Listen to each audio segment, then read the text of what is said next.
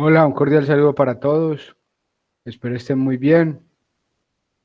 Agradezco de antemano apagar sus micrófonos y cámaras durante todo el tiempo. Damos inicio a nuestro webinar gratuito número 5 sobre protección radiológica en aplicaciones industriales a cargo de Yasmín Rosas.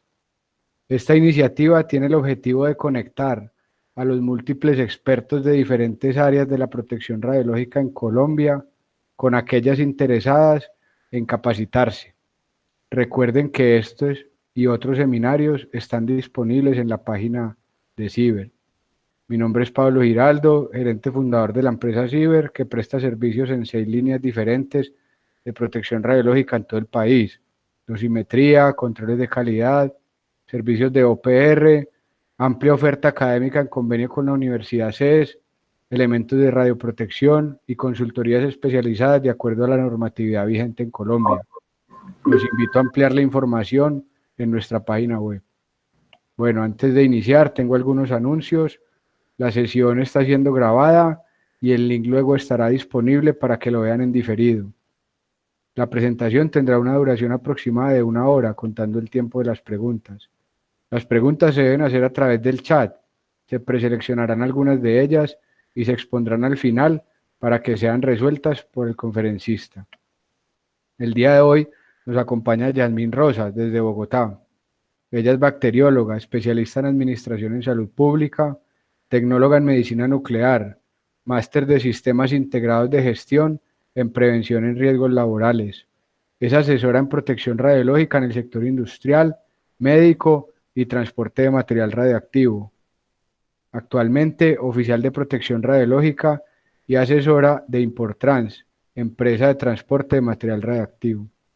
Así que Yasmín, nos alegra mucho poder tenerte como expositora en este webinar.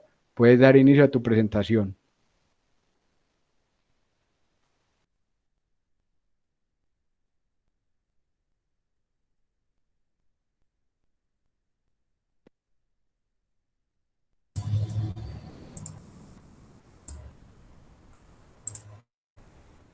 Bueno, buenas tardes para todos. No sé si estoy compartiendo la pantalla en este momento. ¿Me No, no se confirmas? ve. No, no, yo no la veo. A ver si de pronto Y yo. compártela ahí. Ahora sí ya se está compartiendo. Listo. Buenas tardes para todos. Primero agradecer a Ciber la invitación. Para mí es un gusto acompañarlos en esta tarde y pues compartir algo de la experiencia o de el conocimiento que se ha ido adquiriendo pues en la práctica de algunas aplicaciones industriales. El espacio es muy interesante porque a pesar de que hay una serie de aplicaciones industriales usadas de manera muy frecuente, pues no todo el mundo tiene el conocimiento o sabe algo acerca de su existencia o el uso. Eh, ¿Cómo vamos a desarrollar la temática? Primero, mi principal interés en este espacio es dar un pequeño barniz de algunas aplicaciones, reitero, algunas, porque son bastantes, las que he seleccionado pues son tomadas de algunos documentos de referencia que las exponen como las principales o las más usadas. Y pues la aplicación de la protección radiológica. Como les comentó Pablo hace un momento, ya llevo pues un tiempo trabajando en el área de industria y de transporte de material radiactivo, entonces pues para mí es, como les dije hace un momento, un gusto poder compartir. ¿Cómo vamos a hacer el desarrollo de la temática? Algo de las generalidades. Es probable que alguno de ustedes ya tenga algunos conceptos muy estructurados acerca de las radiaciones ionizantes, tal vez otros no. Entonces voy a hablar de algunas generalidades muy por encima de las aplicaciones en la industria, algunas no tan de la industria, pero las metí en ese grupo porque me parecieron, o me parece que es interesante saber de su existencia en caso que no se conozca, por supuesto supuesto, y la aplicación de la protección radiológica. Entonces, iniciemos.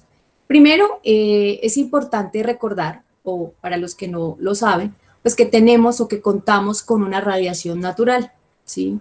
Es proveniente de diferentes cosas, ya lo vamos a ver en la siguiente imagen, ¿sí?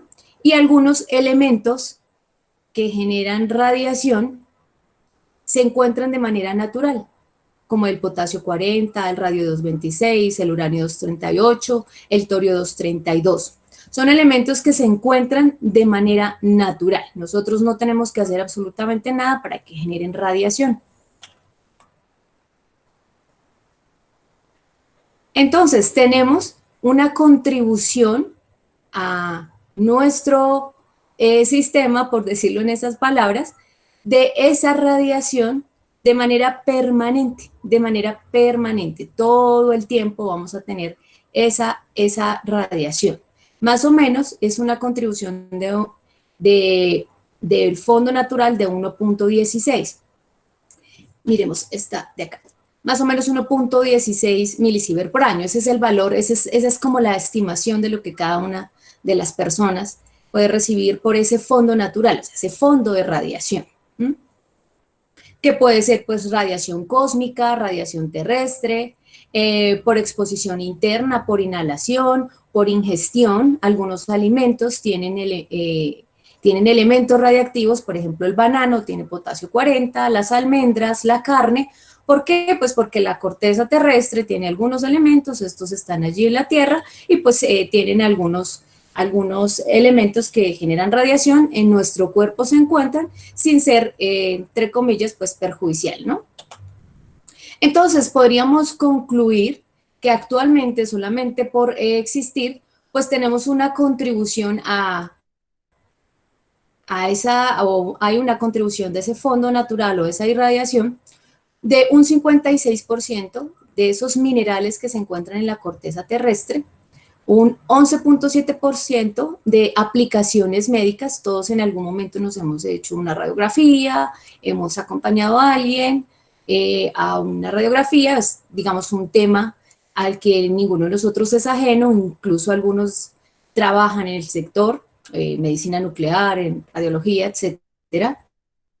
Los alimentos que ingerimos, como les decía hace un momento, el banano, las almendras, la carne, bueno, hay varios alimentos que tienen algunos elementos que emiten radiación, la producción de energía eléctrica de origen nuclear, los procedentes del espacio exterior y aquí viene un grupo que es el de otras aplicaciones industriales de las radiaciones ionizantes.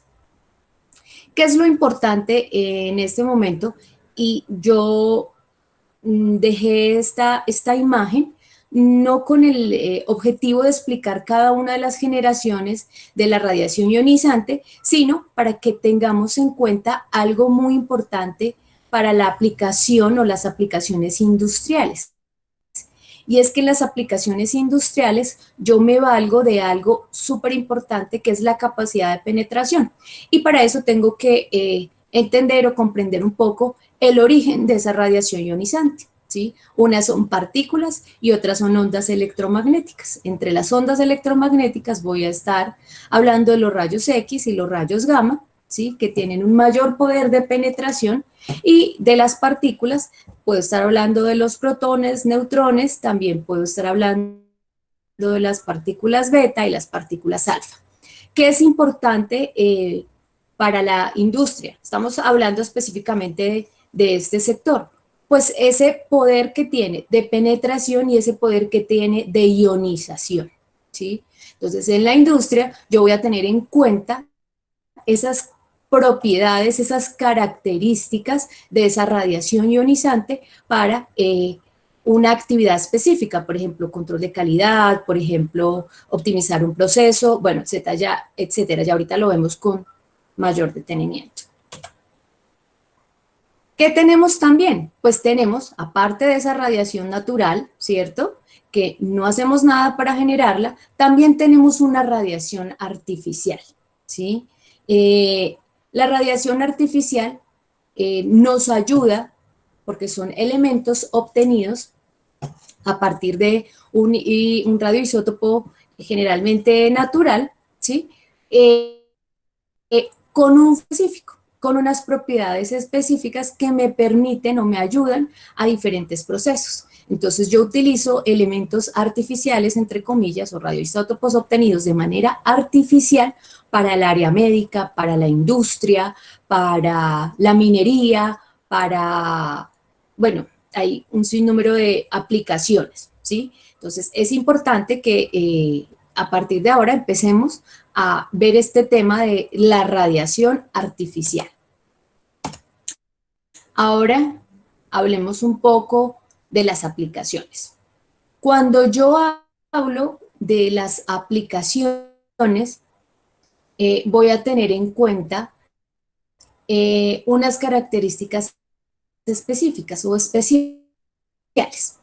Y también voy a tener presente una clasificación, entre comillas, porque no, en la literatura no se escribe como una clasificación, yo lo pongo así porque me parece un poco más sencillo de desglosarlo, y es esa capacidad o esa interacción de la radiación con la materia y sus consecuencias.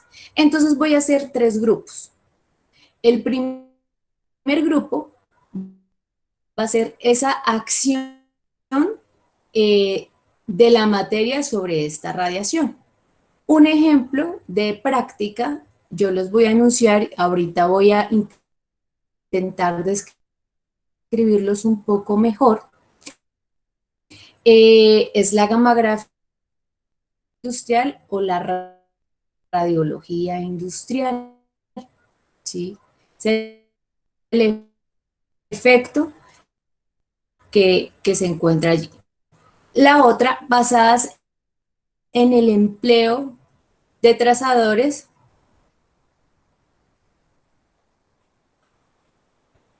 las imágenes de abajo me quedaron trocadas. Las basadas en el empleo de trazadores, por ejemplo, el registro de trazadores radiactivos en pozos para petróleo, y la acción de esta radiación sobre la materia. El 3 es la imagen que está en el centro. La acción de esta radiación sobre la materia. Por ejemplo, yo la puedo usar para esterilizar algunos productos y es común y es muy usual. ¿Qué es importante aquí?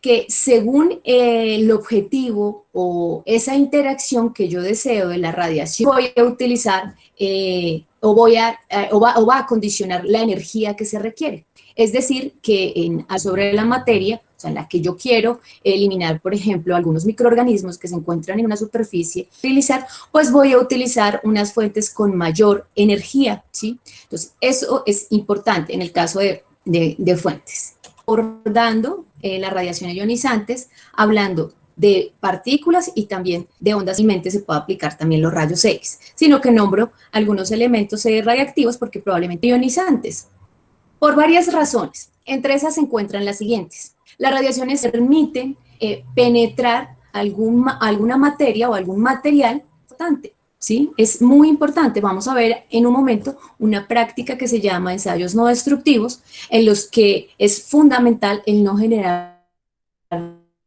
daño en las estructuras. Entonces, ese poder de penetración de la radiación ionizante es muy importante para las aplicaciones industriales. Por eso, al iniciar, indicaba que depende de lo que yo desee atravesar o penetrar, pues voy a elegir esa radiación ionizante, si es rayos X, si es rayos gamma, si es una partícula beta, una partícula alfa, depende de lo que yo necesite atravesar. ¿Y también de qué depende? Pues del tipo de industria, ¿sí? Entonces no es lo mismo que yo desee, por ejemplo, verificar o analizar un metal con relación a un papel o un plástico. Otra característica importante es que generalmente o generalmente no, en algunas situaciones se producen radiaciones secundarias y esas radiaciones secundarias me proporcionan un gran beneficio, ¿sí? Un gran beneficio porque yo las puedo detectar y para determinadas prácticas funcionan muy bien. Otra característica que es importante, aportan energía. Yo puedo hablar de generación de energía a partir de radiaciones ionizantes. ¿Sí? Es el caso de las centrales nucleares, de los reactores nucleares, que yo de una vez indico, no soy experta en el tema, los vamos a enunciar con palabras muy sencillas, pero sí es importante que conozcamos que existen y se podrían agrupar dentro de las aplicaciones, tal vez no como una aplicación industrial, pero sí es importante enunciarlo. Y hay otra cosa muy interesante de las radiaciones ionizantes, digo interesante pues porque a mí el tema me apasiona y me parece muy interesante, es la facilidad y precisión de detección.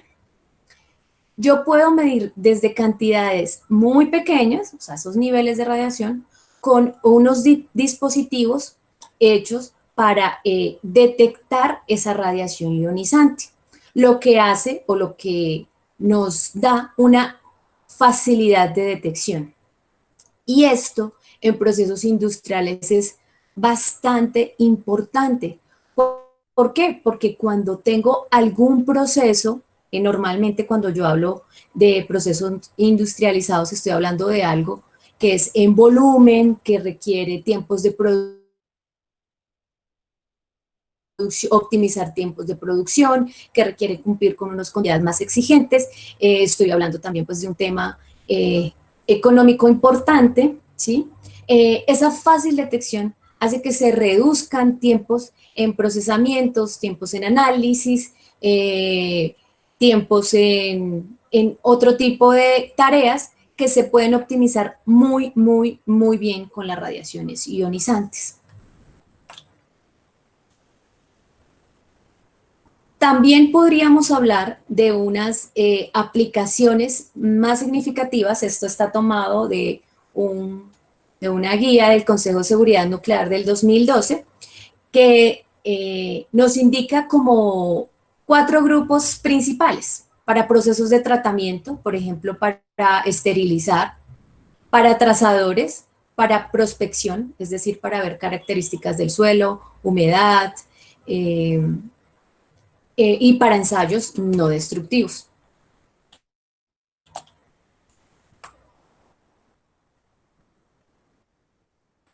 Aquí hay algo que es también muy importante, y es que estas aplicaciones más significativas nos arrojan unos valores importantes cuando los procesos son en línea, que lo olvidé decir en el anterior, en esta de acá, en el anterior, antes de continuar. Y es, ejemplo, un proceso de control de calidad para los niveles de llenado en una industria que produce alguna bebida, genera su embotellado, debe cumplir con una norma técnica, entonces yo fácilmente podría usar las radiaciones ionizantes para verificar el nivel de llenado de esas botellas. El hacerlo de otra manera me puede generar más tiempos, ¿sí? Otro ejemplo para que vayamos entrando ya en materia, otro ejemplo es la verificación de la composición de algunos elementos en las explotaciones mineras, ¿sí? Si yo, por ejemplo, deseara explotar, no sé, níquel, bueno, ferroníquel, bueno, carbón, oro, yo puedo generar un proceso con ayuda de las radiaciones ionizantes para la detección de esos metales o esos elementos en el mineral que estoy explotando en línea. Y el hecho de que el proceso sea en línea, pues va a optimizar de una manera muy sustancial la producción de esa industria. Entonces, eso es muy importante en el área industrial. ¿Qué usamos? ¿O qué se usa en la industria? En la industria, como les indiqué al inicio, se usa equipos emisores de rayos X, pero también se utilizan material radiactivo. Usamos Material radiactivo son elementos que han sido obtenidos de manera sintética o artificial. Yasmin, qué pena te interrumpo. Sí, señora. No se está viendo la presentación. Para que, Le por pasa a favor, todos, la porque yo sí la retomemos. estoy viendo, pero si quieres vuelve a compartir nuevamente. Yo tampoco bueno, la pues, veo, Pablo. no sé. Creo que tienen que picar en donde está la presentación para que la puedan ver. Porque acá yo la estoy compartiendo y me parece que está Hay que buscar compartida. a Yasmín Rosas. Es que ahorita entró alguien y compartió la pantalla. Entonces hay que buscar a Yasmín Rosas abajo, pues Y en es el que listado, como, y le dan ajá, clic al pin de fijar. O sea, hay una que dice Yasmín Rosas, presentación. No sé si ahí ya. Ah, sí, ya. Dale a ver, sí, porque es que alguien entró ahora y compartió su sí, pantalla. sí. Listo. Yo creo que puede seguir. Gracias. Entonces, estaba contándoles que podemos usar equipos emisores de rayos X o material radiactivo. Ese material radiactivo normalmente son elementos que han sido obtenidos de forma sintética, ¿sí? Y se encuentran encapsulados, se encuentran completamente contenidos, así como se ve en el esquema, ¿sí? En la imagen, que están herméticamente sellados. Cuentan con la actividad necesaria para lo que yo necesite hacer, ¿sí? ¿Y de qué me valgo? Pues de la energía que emite ese elemento radiactivo. Lo que vemos en esta imagen es una fuente de americio 241 que es muy usada en la industria, más de lo que ustedes se imaginan. Se usa mucho en la industria de, de embotellados, bueno, para ver los niveles de llenado, también para ver densidades de papel, de cartón, de plásticos, y también lo que ven en el esquema o en la imagen B es una fuente de cesio 137. Parecen grandes, pero ya vamos a ver en otras imágenes que no son tan grandes. Vamos a ver un poco en qué o cuáles aplicaciones o en qué, si a qué aplicaciones se usan estos materiales radiactivos o estas fuentes selladas. Esto que vemos en esta imagen es una fuente de iridio. Si se dan cuenta, hay una comparación entre la punta de un lápiz y el tamaño de la fuente. Es muy pequeña. El material está confinado, así como se ve en la imagen de abajo, pues mediante una cápsula, obviamente cuenta con unas barreras de ingeniería especiales, se encuentra inmovilizada y tiene una doble cápsula de acero inoxidable. Esta está contenida, a ver si tenemos la imagen acá más adelante, ahorita se los muestro, contenida en, perdón la redundancia, en un contenedor plomado que permite ser transportado y permite para la práctica. Más o menos de esta forma vienen las fuentes que se utilizan en la industria. Cuando estoy hablando de fuentes, o sea, material radiactivo, y no de equipos emisores de rayos X, ¿no? ¿En qué se usan estas fuentes selladas y estos dispositivos radiactivos? Tenemos 6 grupos principales en los usos médicos, que hoy pues no es tema de conversación, pero hay varios usos médicos, ¿sí? En irradiación de productos con fines no médicos, que ya los vamos a ver, en sistemas de calibración, sistemas de formación de imágenes y análisis de materiales y usos diversos. En algunos de estos 6 grupos también se emplean los equipos emisores de rayos X. Entonces, en la medida que vaya avanzando, les voy indicando, acá también tenemos equipos de rayos X. ¿Listo? Veamos algo. Irradiación de productos con fines no médicos. A pesar de que esta no es una práctica completamente industrial, la podríamos relacionar un poco más al tema de investigación, ¿sí? Y de agricultura y alimentación, y es el tratamiento de plagas el tratamiento por irradiación de plagas. ¿Qué hacemos? Esterilizamos a las plagas para impedir su reproducción. Hace un par de años, República Dominicana tuvo un brote de una plaga. El organismo internacional decidió apoyar el manejo, porque no todo se puede manejar con insecticidas. Se hizo un tratamiento por irradiación de plagas, se sacan las especies al medio, las moscas en este caso, y como se impide su reproducción porque están estériles, pues se evita la propagación de estas plagas. Al principio, pues todo lo que sea irradiación y todo lo que sea manejo de radiaciones ionizantes, pues ha tenido sus pros y sus contras, sobre todo pues algunas veces por falta de conocimiento en el tema, pero actualmente se maneja el tratamiento de irradiación de plagas. Otra práctica industrial también con material radiactivo es la irradiación de alimentos para su preservación. Lo que vemos en el esquema es un esquema de irradiación de alimentos que cuenta con una fuente o un material radiactivo que se llama cobalto 60 de una actividad muy grande.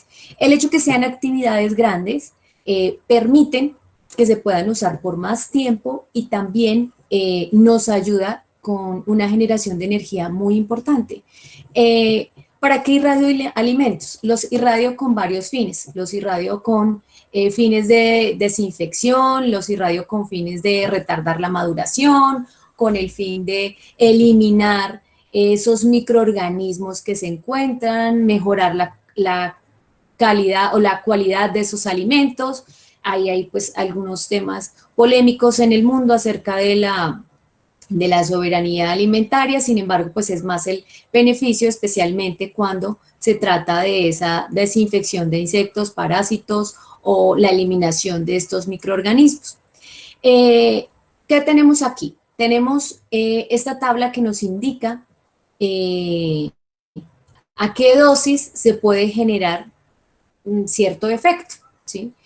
Podríamos hablar que a dosis bajas en esta relación puedo irradiar papas, cebollas, ajos con el fin de inhibir los brotes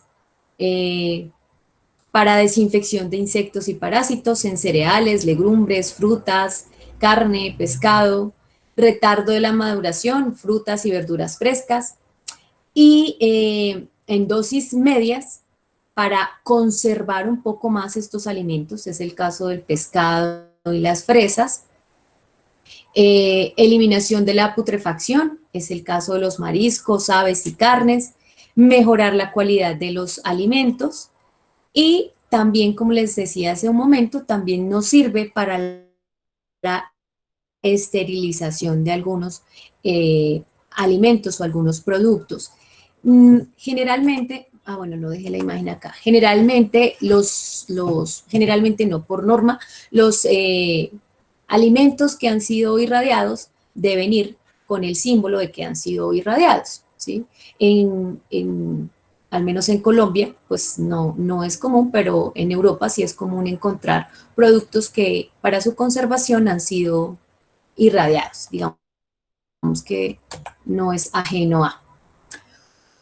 Otro uso también es la irradiación de productos con fines no médicos, también es la irradiación de sangre. También se utilizan fuentes de alta actividad, como fuentes de cesio 137 y fuentes de cobalto 60.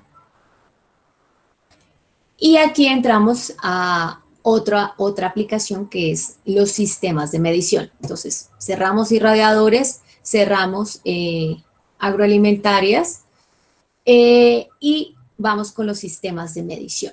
En este tema de sistemas de medición, sí hay una buena participación de equipos emisores de rayos X y también de equipos que emiten radiación ionizante a partir de una fuente radiactiva. En el mercado vamos a encontrar los dos, ¿sí? Con tubo de rayos X y con fuente radiactiva. Normalmente se emplean para medir los espesores, las densidades y los niveles. ¿Cómo funcionan? Tienen en su interior una fuente radiactiva. Esta fuente está confinada en un material completamente blindado, en el caso que sea un tubo, para generación de rayos X, también se encuentra pues blindado en su entorno, ¿sí? Y esa radiación va a salir de este punto, va a atravesar o va a pasar y ya sea o el material, la botella, si es, por ejemplo, nivel, si es densidad, pues el material, si es espesor, y voy a tener en el otro lado un equipo, un dispositivo que va a detectar la radiación y me va a permitir optimizar mi proceso, porque lo puedo hacer en línea. Era el ejemplo que yo les decía hace un momento. Probablemente hay otras tecnologías que pueden generar ir haciendo ese censo en el caso de los niveles de llenado, miremos la imagen, en el caso de los niveles de llenado, pero los rayos X y el material radiactivo tienen o se usan bastante acá. Entonces, ¿qué tenemos acá? Al lado derecho encontramos o el material radiactivo o el tubo generador de rayos X y a este lado voy a tener la detección, ¿sí? La radiación atraviesa, aquí voy a obtener una lectura y voy de una vez en tiempo real clasificando si cumple o no cumple con mis medidas o con mi control de calidad. Otro uso también, esto también es de material radiactivo, es el densímetro nuclear. El densímetro nuclear nos sirve para ver la humedad en suelos, la medición de la humedad. Tiene dos fuentes, una fuente de cesio 137, americio 241, americio berilio, perdón, que nos permiten verificar pues, la humedad en el suelo. Es muy usado especialmente en construcción, es muy usado especialmente en construcción y es, digamos que convencional, no es algo como ajeno a esta práctica. Otro también es los equipos de gammagrafía y rayos X. En la parte superior encontramos dos equipos de rayos X, encontramos un tubo y un equipo portátil de radiografía digital. Y en la parte inferior encuentro dos equipos para gammagrafía que tienen en su interior fuentes de iridio. Normalmente la gammagrafía también nos ayuda para hacer o se usa en la práctica de ensayos no destructivos.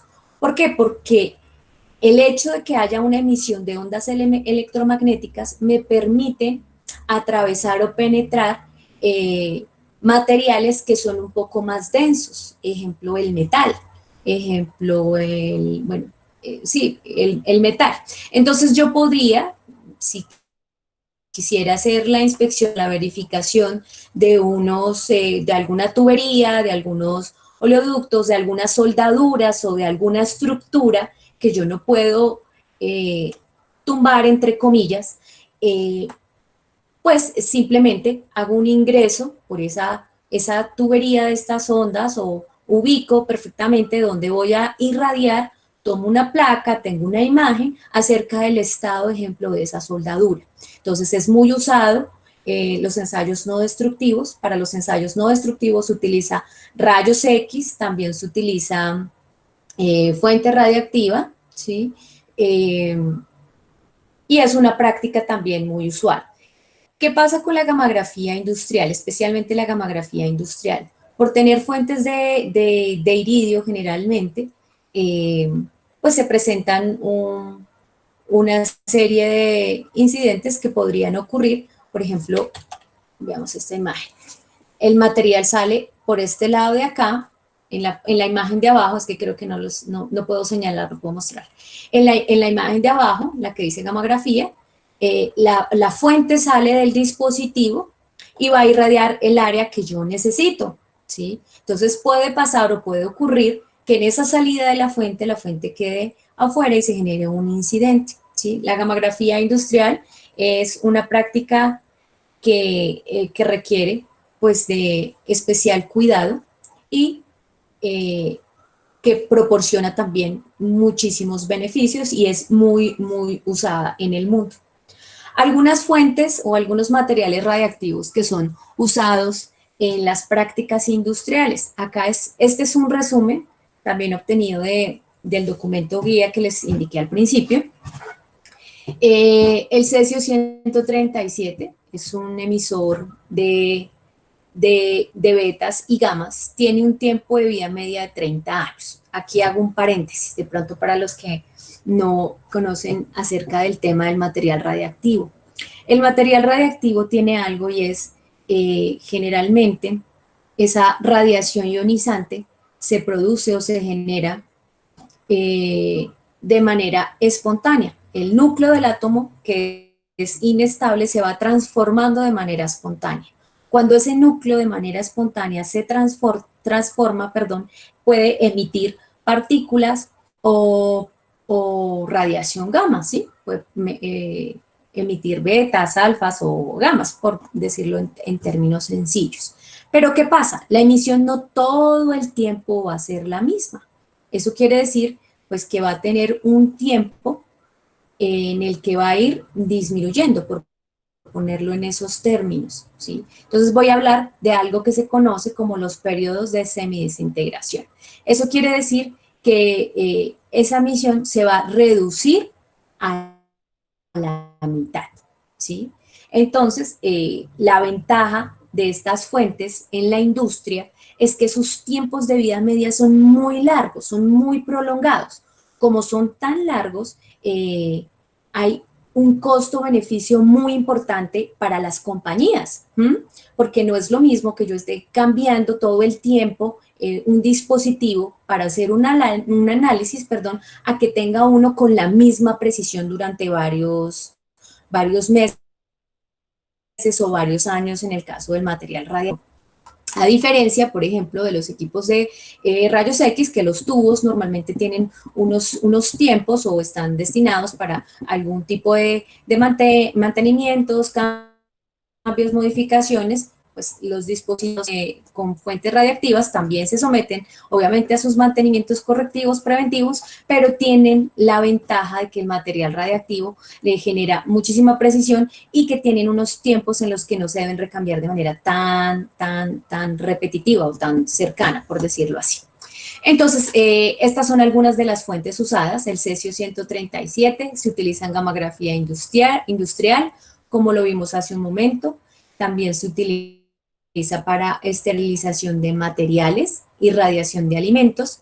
Y especialmente para estas prácticas de irradiación, usamos o nos valemos de esa emisión de radiación gamma. Recuerden que decíamos que la radiación, las ondas electromagnéticas como los rayos X y los rayos gamma nos dan mayor poder de penetración, por lo tanto, pues nos valemos de ese poder de penetración para algunas aplicaciones. El cobalto 60 tiene una emisión betas y también tiene una emisión de gamas. Tiene un tiempo de vida media de 5 años, más o menos 5.26 años, es decir, su actividad inicial se reduce a la mitad. Se usa en gamografía industrial, también en esterilización de materiales, radiación de alimentos. El americio 241, que era el que estábamos nombrando hace un momento, se utiliza también en los detectores de humo, esos detectores que ustedes ven, en algún momento tenían esas fuentecitas de americio 241, también es la misma fuente que se usa para los niveles de llenado, tiene un tipo de emisión, pues, de alfas y gamas. Las fuentes de radio 226 y berilio, que son fuentecitas que nos emiten alfas, betas, gamas y neutrones, nos sirven para la medición de humedad.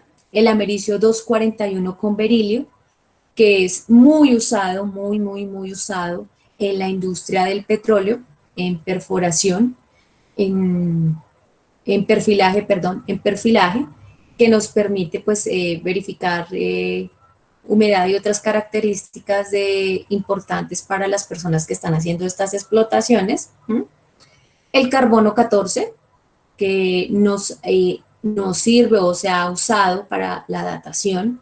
El bario 133, con su emisión de gamas, para para medición de espesores de láminas de aluminio y cobre.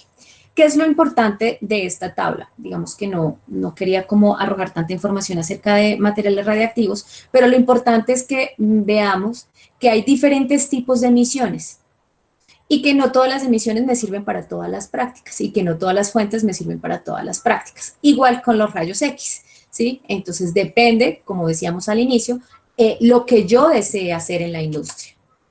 Lo que vemos acá es una fuente de iridio 192 usada en la industria. Este es el tamaño de la fuente, pero tiene la energía suficiente para que yo pueda irradiar una superficie y obtener una imagen y verificar, ejemplo, el estado de las soldaduras en las tuberías. Bueno, este es otro ejemplo también de fuentes usadas en telecobaltoterapia. Esta es una muestra de una fuente de teleterapia. Y este era el ejemplo al que quería llegar. El esquema que ven en este momento es un esquema de la práctica de perfilaje en pozo, ¿sí? Lo que vemos aquí es una unidad, aquí yo señalo como si en la parte izquierda vemos como una especie de carro, esa es la unidad de registro que tiene un cabo y que me va a permitir ingresar una sonda que tiene el material radiactivo. Esta sonda tiene la fuente de americio berilio que veíamos hace un momento. Yasmin, ¿Sí? tu cursor sí se ve, Yasmin, para que sepas. El mouse donde lo pongas sí se ve. Ah, ¿sí se ve? Sí se ve. Ah, ok, pensé que no lo veíamos. Gracias, Pablo. Bueno. Entonces, esta fuente nos emite radiación, nos emite neutrones. Esos neutrones van a chocar con los núcleos de algunos átomos y se va a generar una radiación gamma. O también pues hay una captura de rayos gamma que salen directamente de esta fuentecita. Estas son unas imágenes en campo. Esta es una unidad de registro. Este es un pit en el que se transporta el material radiactivo. Si tal vez no lo alcanzan a dimensionar, pero pesa bastante, porque tiene bastante plomo, porque esta fuente tiene bastante energía. Dijimos que era radiación gamma y que también eran neutrones. Los neutrones son partículas, entonces debemos atenuarlos. Pero realmente podemos hacer aquí fácilmente una comparación. Este es el tamaño de la fuente americio berilio. Este es el pit y esta es la unidad de transporte. Y estas son las sondas que van al pozo para que puedan tener así como una proporción o una dimensión del caso. Listo. Otra práctica es la producción de energía, como les dije al inicio. Yo no soy experta en el tema de producción de energía, pero sí me parece importante que lo conozcamos. La producción de energía se vale de las reacciones nucleares, como la fisión nuclear o la fusión nuclear, para generar energía. Es decir, yo puedo utilizar el uranio 235 para generar una reacción en cadena, que yo puedo bombardear ese núcleo, esos núcleos de ese uranio 235 y él me va a dar origen a otros y a otros y a otros y a otros. Esa reacción en cadena controlada me va a generar pues una energía, ¿sí? Entonces en los reactores nucleares lo que se hace es tratar de iniciar esa reacción en cadena, mantenerla, controlarla, y pues obviamente esa producción de calor me va a ayudar a generar esa energía. Es pues una de las aplicaciones.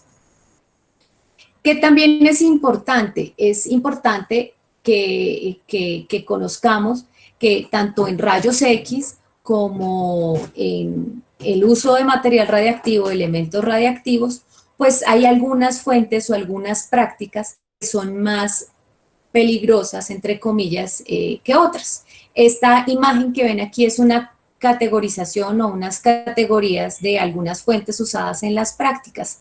Esta categorización obedece a la peligrosidad que puedan tener estas fuentes y la capacidad que puedan tener de producir efectos inmediatos, es decir, efectos deterministas, o sea, en un mismo momento un efecto por estar expuesto, ¿sí? Esa capacidad que puedan tener estas fuentes. Entonces, ¿qué tenemos? Desde la categoría 1 hasta la 5, ¿sí? Entonces tenemos una variedad y una gama, tanto en rayos X como en material radiactivo, de dispositivos usados en la industria que arrojan muchísimas facilidades. Acá pues están algunas de las prácticas, no las voy a mencionar con detenimiento porque pues ya mencioné algunas, pero sí, por ejemplo, podríamos decir que prácticas como los irradiadores de sangre o los irradiadores de alimentos manejan materiales radiactivos que se encuentran en extremadamente peligrosos, que prácticas como la gammagrafía industrial manejan fuentes que son peligrosas y que prácticas como, por ejemplo, los cromatógrafos que se utilizan en algunos laboratorios para el análisis de sustancias utilizan fuentes de níquel 63 que son usadas por ser dispositivos de captura de electrones, así se llaman, son de categoría 5. Entonces, el espectro es bastante amplio. En conclusión, estas son unas infografías de foro nuclear. Me gustan porque el resumen es muy preciso, está muy chévere. Son las 10 principales aplicaciones de la tecnología nuclear. De primera se encuentra la electricidad, ya dijimos, pues hay varias centrales nucleares que generan electricidad. El uso médico, ya sea para tratamiento, para diagnóstico, en medicina nuclear, también podemos hablar del uso de rayos X en el área médica, en la minería, a través de sondas nucleares, podemos hacer la detección de la composición de las capas de la corteza terrestre. En el medio ambiente podemos hacer una práctica que es muy bonita, que es análisis por activación neutrónica, que permite la detección. Es una práctica que no solamente se usa en el medio ambiente, sino también se utiliza en la industria minera. Era lo que yo les enunciaba hace un momento acerca de la detección de algunos elementos como el carbón o los metales en las explotaciones mineras. Entonces lo que se hace es tomar una fuente que emita neutrones, esos neutrones van y chocan en los núcleos de los átomos de esos elementos y me producen una radiación gamma que puede ser detectada. En hidrología, también para verlo de ciclo del agua, fuentes subterráneas. En hidrología, ahí está también el tema que hablábamos al principio en la gran clasificación de los trazadores. En agricultura y alimentación, ya vimos, pues para manejo de plagas, para variedades de cultivo. En la industria, para mejorar los procesos industriales y la automatización, lo que enunciaba hace un momento, generar un control de calidad automatizado se reduce en un costo-beneficio. En el arte, también, para ver la autenticidad y antigüedad y verificar cómo se puede hacer la restauración de estas pinturas. En exploración espacial, en cosmología y, bueno, hay una serie. Como les decía, yo traté como de hacer un resumen de algunas aplicaciones. Aquí nos faltó algo, creo que se me pasó. También en el uso de los equipos de rayos X tenemos los escáneres de maletas, los escáneres de contenedores, ¿sí? Son equipos que están hechos para, como dijimos, son ondas electromagnéticas que me permiten atravesar unos materiales más densos como los contenedores e incluso las maletas, y verificar el contenido que está en el interior, ¿sí? La ventaja, la gran ventaja de todos los dispositivos usados en la industria es que incluyen en su estructura todas las medidas necesarias para reducir la exposición de las personas o de los operarios que trabajan con estas maquinarias. Entonces, primera ventaja, que el operario o la persona que está a cargo de ese proceso no tiene que manipular el material, por lo tanto tampoco va a manipular la radiación, ya sea rayos X, ya sea material radiactivo, ¿sí? Porque la estructura de los equipos pues están diseñadas para la seguridad de. Ahora hablemos un poquito de la protección radiológica.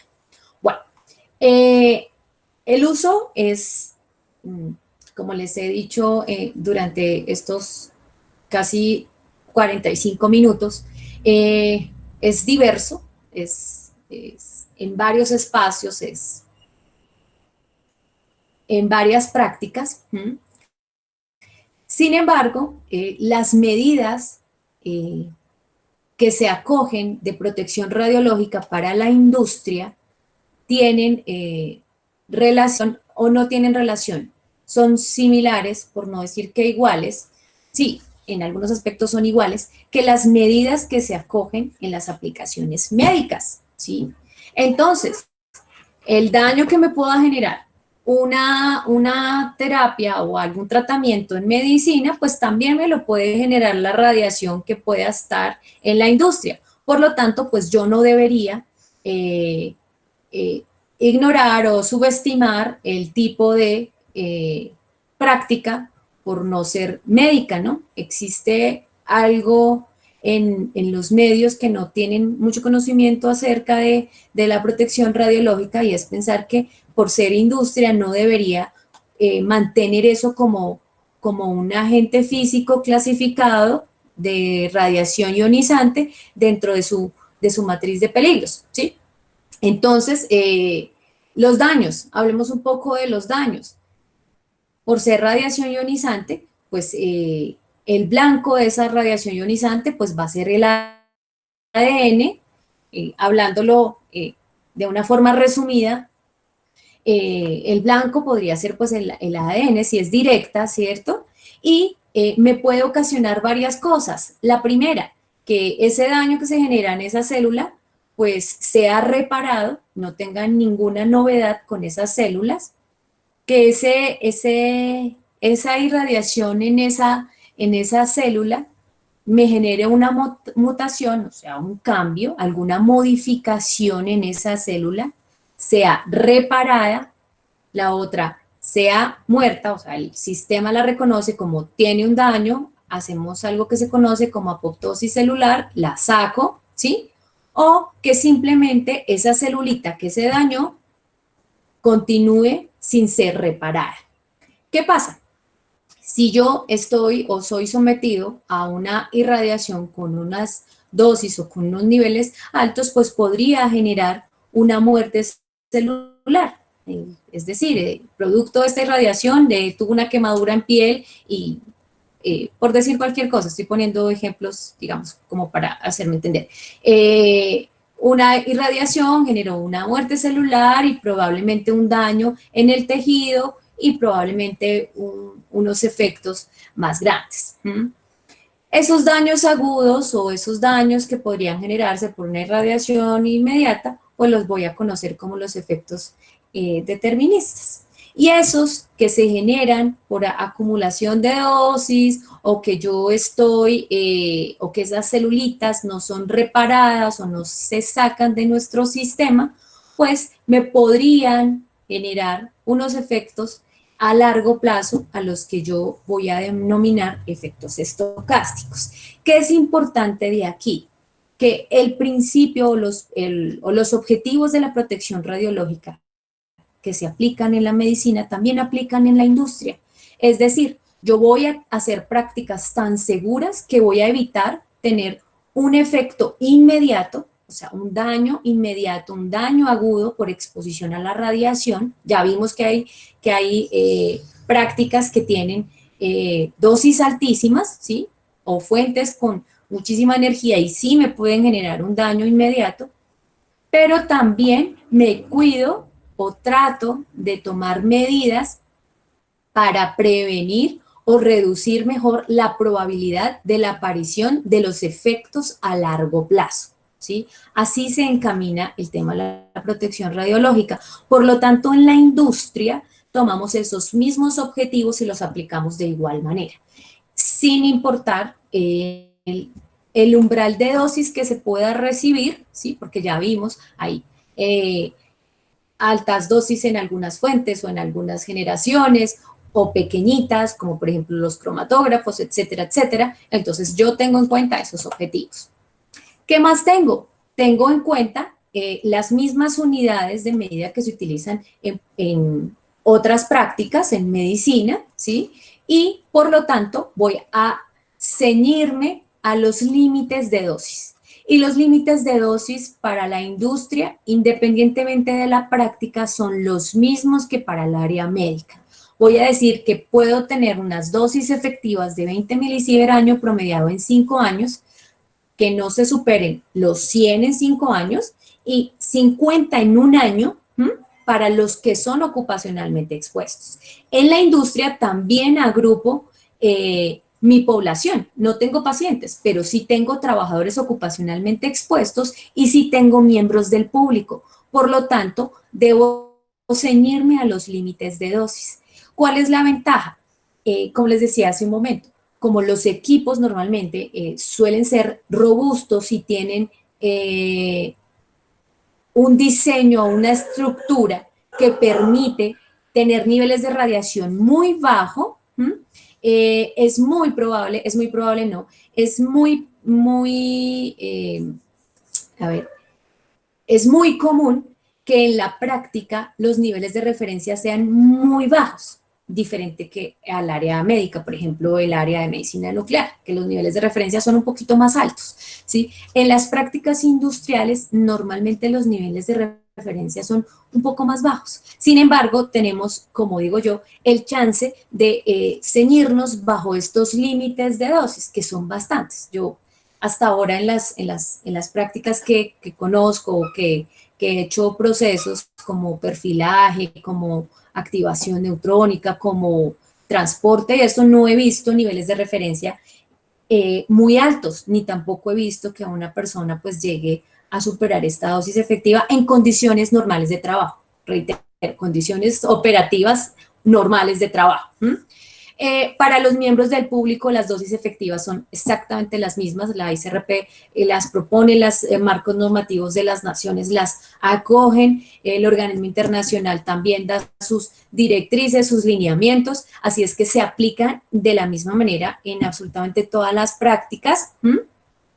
Para el público 1 milisievert año, y tenemos las dosis equivalentes para cristalino, piel y extremidades, que son las mismas que se encuentran en la literatura o para las prácticas médicas, que normalmente pues, es el tema que la gente más asocia. ¿Qué otra cosa tenemos que, como le digo yo a las personas con las que trabajo? Que son nuestras cartas de salvación. Yo las denomino las cartas de salvación porque en muchas prácticas, como por ejemplo en la gammagrafía industrial, si yo tengo un evento accidental, estas sí son mis cartas de salvación, o en radiología. Bueno, más en gammagrafía industrial. Y son las medidas contra la irradiación externa. Estas 3 medidas son muy importantes. Se aplican no solamente en la industria, también en la medicina, también en absolutamente todo. El tiempo, distancia y blindaje. Se aplican de igual manera. Yo ya sé que tengo que conocer el tipo de radiación al que estoy expuesto, voy a estar expuesto, si son radiaciones gamma, si son ondas electromagnéticas, si esta es la energía, si, bueno, en fin, para saber qué medidas debo tomar. Ejemplo, yo tuve un incidente, un accidente con una fuente que se arrojó al medio, estaba trabajando, se cayó, ejemplo, por decir cualquier cosa, para hacerlo un poco más visual el ejemplo, está allí arrojada, ¿sí? Yo no voy a ir a tomar la fuente directamente, sino voy a tomar mis medidas. Entonces voy a verificar los dispositivos que tengo para medir el nivel de radiación y detectar ¿en qué punto seguro puedo estar? Si requiero un blindaje adicional, ejemplo, un chaleco plomado, o si requiero instrumentación adicional como una pinza que me genere una mayor distancia, si requiero mayor tiempo cercano o cerca o lejos de la fuente, si requiero un contenedor plomado, en fin. Entonces, estos tres factores son muy importantes y se usan e incluso en las características de los manuales que emiten los fabricantes de los dispositivos usados en la industria, ellos describen cómo están esos tres parámetros de manera explícita en el diseño de los dispositivos. Entonces, por ejemplo, aquí está el tubo emisor de rayos X, este es el blindaje, este tiene, por decir algo, tiene una señal luminosa que indica que está emitiendo radiación, tiene en el caso material, un obturador, tiene una cabina, tiene, bueno, en fin, hay muchísimas cosas. E incluso cuando los niveles de radiación no se encuentran cercanos a al fondo natural o incluso a un valor cercano para no superar el límite de las dosis, el fabricante está también en la obligación de indicar si debe tomar alguna medida especial. Entonces el fabricante en su manual me indica la distancia o el nivel de radiación del dispositivo encendido en este punto, 5 centímetros, 10 centímetros, 1 metro, 2 metros, 3 metros, es de tanto. Yo antes de iniciar en mi práctica ya tengo un análisis de cómo voy a aplicar esas medidas contra la radiación ionizantes.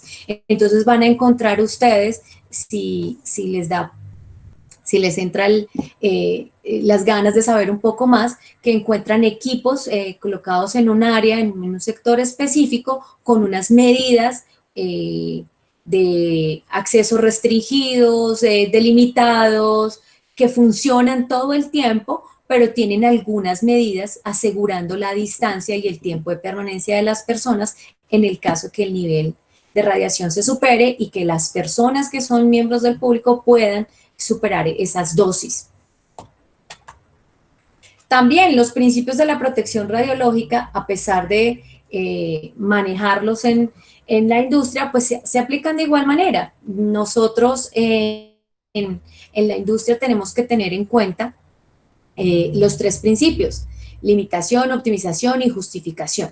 ¿Con el fin de qué? De reducir al máximo, a pesar, ya les digo, a pesar de que las prácticas en la industria suelen ser muy seguras en su mayoría, y algunas pues que son un poco más arriesgadas que otras, con el objetivo de reducir al máximo las dosis que pueda recibir el personal o los operarios mientras hacen sus prácticas, especialmente porque no todos los funcionarios que trabajan en estas zonas industriales cuentan pues con una información específica acerca de la aplicación de la protección radiológica. Entonces es un tema que se les empieza a impartir o a capacitar en el momento que están en contacto con estos equipos, porque en un área industrial, pues la radiación ionizante entra a ser uno de los riesgos, uno de tantos, ¿sí? Que tienen sustancias, tienen temperaturas, y también las radiaciones ionizantes. Entonces, en la industria se fortalece todo este proceso para la adecuada aplicación a partir de procedimientos con tiempos de permanencias, con distancias prudentes, con prácticas seguras, como por ejemplo mantenimientos correctivos y preventivos planeados. La ventaja es que muchos de los dispositivos, cuando tienen un nivel de radiación en su entorno muy alto, tienen controles remotos, ¿sí? Entonces, eso también facilita muchísimo la vida del operario, la vida entre comillas, porque estamos hablando de la dosis que puede recibir, y la práctica se hace muchísimo más segura. Sin embargo, se aplican los principios de la protección radiológica también para absolutamente todas las actividades que se hagan o que se emprendan en la industria. Como les dije al iniciar, esto aplica tanto para material radiactivo como para rayos X, aplica de igual manera. Bueno, esto era lo que quería compartir el día de hoy. Espero pues haya sido un pequeño barniz de las aplicaciones de la industria y pues cómo se aplica la protección radiológica en este sector. Bueno, Yasmin, muchas gracias por tu presentación. Pues en el chat no veo preguntas. No sé si de pronto alguien tenga alguna pregunta, quiera activar su micrófono y hacerla. Si no, esperamos pues unos segunditos y si nadie tiene preguntas, concluimos el seminario. ¿Me escuchan? Yo tengo una pregunta. Sí, te escuchamos. ¿Aló? ¿Me escuchan? Sí, señor. Bueno, en la empresa donde trabajo, pues tenemos un tubo de rayos X y hacemos por ahí máximo unas 6 radiografías al año, no más, es poco. Pero necesitamos siempre enviar los dosímetros de película mensualmente. No sé si las regulaciones de protección radiológica en estos casos, pues, nos dieran un tiempo mayor a enviar esos, o sea, digamos, podría yo pensar que en cada radiografía pues se enviarían esos datos o siempre necesariamente cada mes se use la fuente o no se use o el equipo de radiografía toca enviar esos dosímetros de película. Yasmin. Eso depende de... Señor. No, que respondes tú. Eso depende de cómo se haya generado ese manual de protección. Que en la industria es muy común, no tanto en el área médica. Normalmente los dosímetros se utilizan de manera periódica con recambio mensual, ¿sí? Ya sea tecnología TLD, película, es indiferente, ¿sí? Pero en la industria es muy común que como el operario no está todo el tiempo frente a la radiación ionizante, porque en algunos escenarios es eventual, como el caso que está diciendo. Normalmente uno en los manuales o en las actividades establece la periodicidad de la dosimetría. Sin embargo, está muy sujeta o está muy amarrado a la evaluación de esos manuales por el ente regulador, que en el caso particular de Colombia para rayos X es el Ministerio de Salud. ¿Sí? Yo he tenido escenarios, no sé si de pronto Pablo también, en el que he logrado que la dosimetría en la práctica de la industria se haga con recambio bimestral, incluso trimestral, ¿sí? Por la frecuencia, por la cantidad, en fin, pero es algo que puede definir la instalación. Eso,